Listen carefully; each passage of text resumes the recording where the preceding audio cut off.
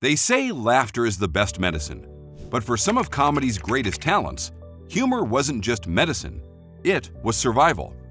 Behind the brightest spotlights and loudest laughs often lie stories of profound pain.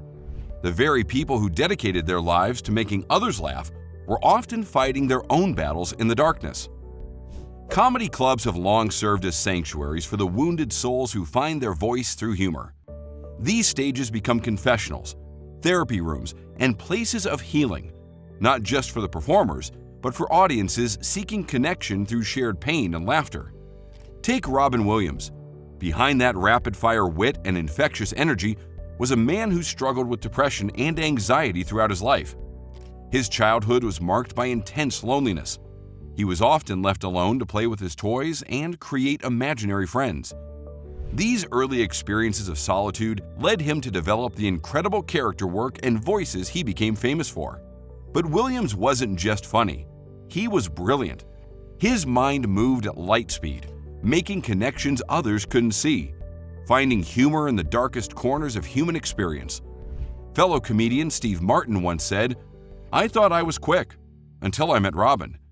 Yet this same racing mind that produced such genius also contributed to his struggles. Despite bringing joy to millions, Williams fought a lifelong battle with depression, eventually losing that battle in 2014. Richard Pryor's story begins in a Peoria brothel, where his grandmother was the madam. Abandoned by his mother, beaten by his father, sexually abused as a child, Pryor transformed his pain into groundbreaking comedy. He once said, "I thought I had to be someone else to be funny. I had to be clean-cut and nice. Then I just started talking about what was really on my mind." Pryor's comedy wasn't just funny, it was revolutionary. He took his traumatic experiences and turned them into raw, honest commentary on race, society, and human nature. Even after a devastating accident where he set himself on fire while freebasing cocaine, he transformed the experience into comedy gold, showing how humor could transmute even the darkest moments into something meaningful. Chris Farley's larger-than-life persona masked a deep insecurity and addiction that started in his teens. Despite his success on Saturday Night Live and in films, Farley struggled with his weight, self-image, and substance abuse. Those closest to him described a man desperate to be loved, who would often say, "They're going to remember me for being fat and funny," and that's okay. What many don't know is that Farley was deeply religious and regularly volunteered at soup kitchens, even at the height of his fame. He struggled to reconcile his public persona with his private faith, creating an internal conflict that contributed to his struggles with addiction. Phil Hartman's story reminds us that tragedy can strike even at the height of success.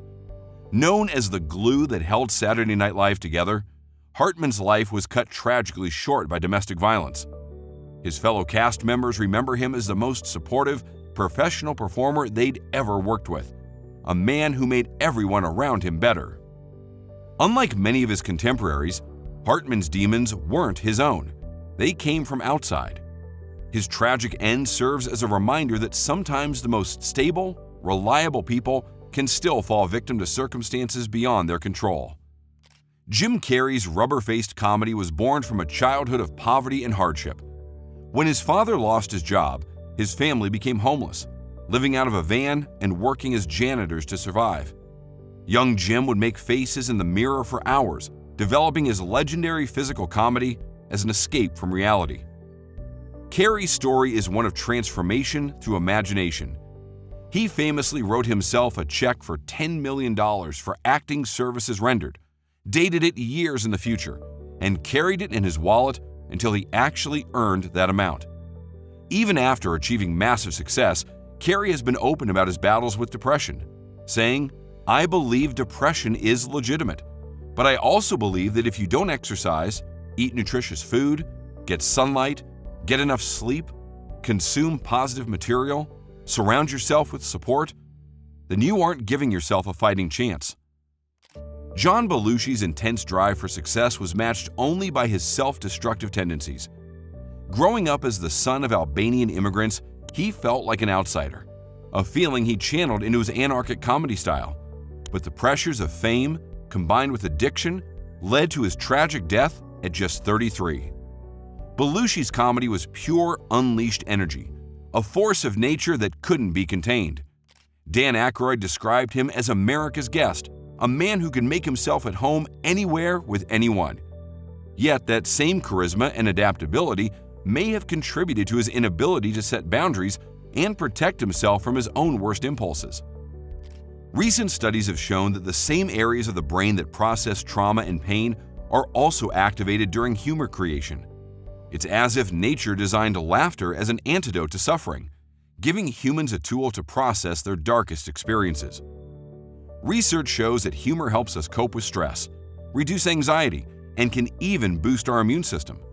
For many comedians, making others laugh becomes both a shield and a sword, protecting them from their own pain while fighting back against life's darkest moments.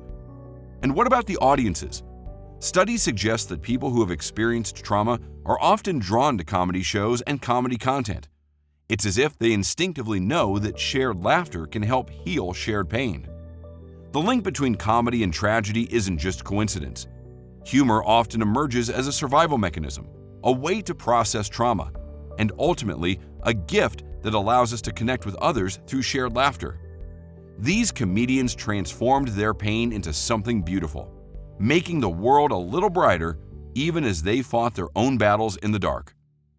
Perhaps that's why we connect so deeply with these performers. In their vulnerability, in their ability to find light in the darkest places, they show us something profoundly human. They remind us that sometimes the biggest laughs come from the deepest pain, and that in sharing our struggles, we find our strength. Today, a new generation of comedians continues this tradition, using humor to address mental health, trauma, and social issues. They stand on the shoulders of these giants, carrying forward the legacy of healing through humor. As we remember these legendary performers, let's also remember the courage it takes to turn pain into laughter, to transform tragedy into art, and to share one's struggles with the world in hopes of helping others feel less alone. If this video touched you or helped you understand the healing power of comedy, please hit that like button and subscribe to our channel. We're creating more content exploring the intersection of entertainment and mental health, and we'd love to have you join us on this journey. Share your thoughts in the comments below. Tell us about how comedy has helped you through difficult times, or share your favorite memories of these incredible performers. And remember, if you or someone you know is struggling with mental health issues, you're not alone. We've included links to mental health resources in the description below.